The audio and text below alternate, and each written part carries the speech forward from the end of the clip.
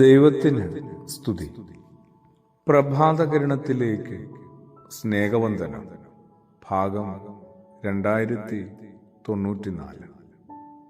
ഇന്ന് സെപ്റ്റംബർ മാസം 24-ാം തീയതി, 267-ാമത്തെ ദിവസത്തിലെത്തി. ദൈവസന്നിധിയിൽ സാത്താന് പ്രവേശനമുണ്ടോ? ദൈവത്തിൻ്റെ അടുത്ത് സാത്താൻ എത്താനായിട്ട് ധൈര്യപ്പെടുന്നു. ഇനി ധൈര്യപ്പെട്ടാലും സാത്താനെ പ്രവേശിപ്പാനായിട്ട്, അടുത്ത് നിർത്താനായിട്ട് ദൈവം അനുവദിക്കുമോ? വെറുതെ ഒരു കുസൃതി ചിന്തയൊന്നുമല്ല, വേദവിപരീതത്തിലേക്കുള്ള യാത്രയുമല്ല.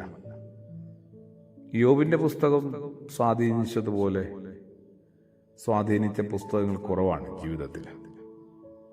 വിശുദ്ധ വേദഗ്രന്ഥത്തിനകത്തും പുറത്തുമുള്ള ഗ്രന്ഥങ്ങളെ പൊതുവായിട്ടെടുത്താൽ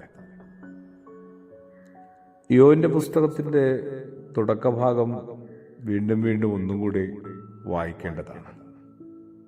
ഇങ്ങനെ ദൈവസന്നിധിയിൽ മാലാഖമാരൊക്കെ വന്നു നിൽക്കുന്ന ഒരു നേരത്ത് സാത്താനും അവരോടൊപ്പം എത്തുന്നു.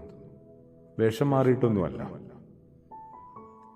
ദൈവത്തിൻ്റെ ഒരു മനസ്സിനെ തന്നെ നമുക്ക് മറ്റൊരു വിധത്തിൽ പരിചയപ്പെടാവുന്നതാണ്. ആരെയും അകറ്റി നിർത്തുന്നൊന്നുമില്ല, എല്ലാവരെയും പരിഗണിക്കുന്നുണ്ട്.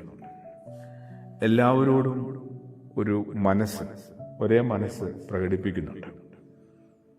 ഈ ചീത്ത ആളുകളോടും ചൊവ്വില്ലാത്തവരോടും ഇങ്ങനെ നല്ല മനസ്സൊക്കെ പ്രകടിപ്പിക്കുന്നത്, അവരോട് നല്ല വിധത്തിൽ പെരുമാറുന്നതൊക്കെ എന്തിനാണ്?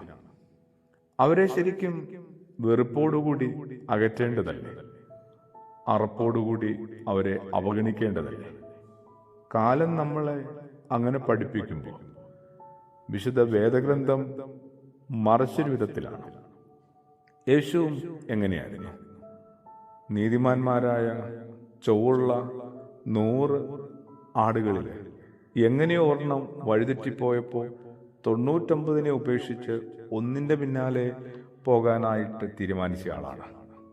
ഒന്നും കൂടി ഒന്ന് നേരെയാവണ്ടേ എന്ന് കരുതിയിട്ടാണ്. ഒന്നിനെ കണ്ടെത്തിയാൽ, നേർവഴിക്ക് എത്തിച്ചാൽ പിന്നെ അത് മുമ്പോട്ട് നന്നായി തന്നെ പൊക്കോളുമെന്നുള്ള ഒരു വിശ്വാസവും പ്രത്യാശയും ഉള്ളത് കൊണ്ടാണ്. തീർച്ചയായും ദൈവസന്നിധിയിലെ സാത്താന്റെ സാന്നിധ്യവും അതുതന്നെയാണ്. മാലാഖയാണ് പിന്നീട് സാത്താനായി മാറിയെന്നൊരു ഐതിഹ്യവും കഥയൊക്കെ നമുക്കും അറിയാമല്ലോ. അപ്പോൾ അനുസരണക്കേടിലൂടെ തങ്ങളുടെ മാലാഖയുടെ അംശങ്ങളൊക്കെ നഷ്ടപ്പെടുത്തിയ സാത്താൻ അത് തിരികെ കിട്ടാനായിട്ട് സാധ്യതകളുണ്ടെന്നേ.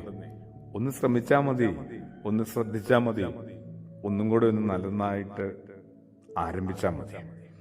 അതുകൊണ്ടാവും യോബിന്റെ പുസ്തകത്തിൽ അങ്ങനെയൊരു സമയത്തും സന്ദർഭത്തിലും സാത്താന്റെ സാന്നിധ്യത്തെക്കുറിച്ച് പറയുന്നത്. എനിക്കും ഒരുപക്ഷെ നിങ്ങൾക്കും, നമുക്കെല്ലാവർക്കും മനസ്സ് വെച്ചാൽ ഇനിയും എല്ലാം നന്നായി തുടങ്ങാനായിട്ട് പറ്റും.